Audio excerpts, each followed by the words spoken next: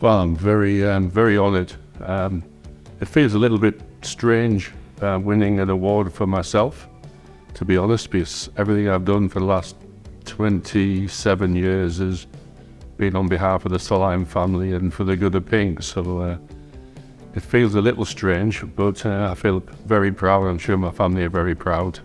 It feels nice. Yeah, I am a workaholic, and I do love work. I've stood up on stages many times and received Supplier of the Year, Best Product of the Year, multiple times, and it's easy. When I'm talking about Ping, it's very easy. When I'm talking about myself, it's not as easy. I'd rather sit in the background and let the company do the talking for me. Just get on with my job and figure out what challenge comes next. So it feels a little awkward, but I'm at the end of a career, so at the same time it feels, as I say, I'm very proud and very humbled, but I've worked hard for it, so it is nice. It's good for us to have extremely strong relationships in Europe. We are a European company, so the fact that we're able to connect to CPG and CPG members in order to service the customer, to give the customer the best clubs it can get, it's a natural relationship for us to develop.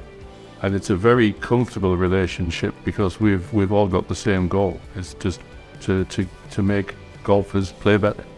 I'd have to thank John Solheim and the rest of the family for the opportunity they gave me. I knew within a few days of starting at Ping that it was the right company for me. Their culture was something I was very comfortable in, and John's never given me a target any time, a financial target. Every year he's always just told me to take care of the brand for the long term. And it's that kind of focus on quality. You know, we have a phrase, if you focus on the quality of what you do, the quantity will come. And it's that kind of longevity, long way of looking at things that suits me, and it suits the company, and it's a great culture to work in. We still like a challenge, we still want to grow, but we would never put the Ping brand at risk. Well, I'm very proud of the team I have around me, and the transition from me mostly retiring at the end of 20 to Lisa Lovett, who's now the managing director. It's been a very smooth transition, so that makes me feel very proud, very comfortable, because I'd have felt a responsibility if it wasn't. The baton's being passed on now, and I've passed on the company in great shape.